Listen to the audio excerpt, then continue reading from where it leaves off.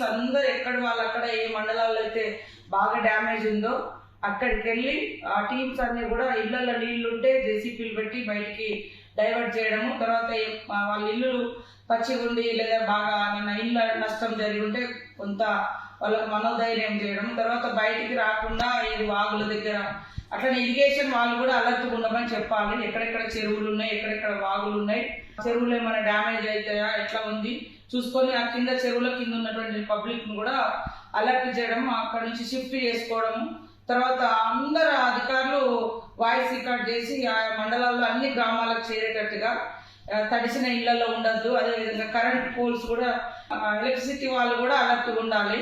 తర్వాత డ్రింకింగ్ వాటర్ను కూడా మనము అందుబాటులో ఉంచుకునే విధంగా చూడాలి. మొత్తం నిరాశ్రులైనటువంటి వాళ్ళు ఎవరైతే 500-600 మంది ఉన్నారో వాళ్ళకు ఫుడ్ కానీ వాటర్ కానీ మంచిగా ఇబ్బంది లేకుండా ప్రొవైడ్ చేయాలి. తర్వాత R&B-PR వాళ్ళు కూడా ఎక్కడెక్కడ డ్యామేజ్ అయినాయి అవన్నీ తిరిగి అవన్నీ నోట్ చేసుకోమని చెప్పండి. వర్షం తగ్గినా కూడా వాళ్ళను పబ్లిక్ ఇబ్బంది లేకుండా రెస్క్యూ చేయడము, తర్వాత ఊర్లన్నీ విలేజ్లన్నీ కూడా కొద్ది వాటర్ లేకుండా డైవర్ట్ చేయడం, బయటకు వెళ్ళిపోయే విధంగా. తర్వాత అగ్రికల్చర్ వాళ్ళు కూడా అక్కడ ఏమేమి డ్యామేజ్ అయింది, R&B, ఎలక్ట్రిసిటీ, RWS, శానిటేషన్ అందరు కూడా అలర్ట్గా ఉండండి. వర్షం వచ్చిపోయిన తర్వాత మట్టి మొత్తం బ్లీచింగ్ పౌడర్ అవి అట్లాంటివి కూడా స్ప్రే చేయండి ఎక్కడికక్కడ.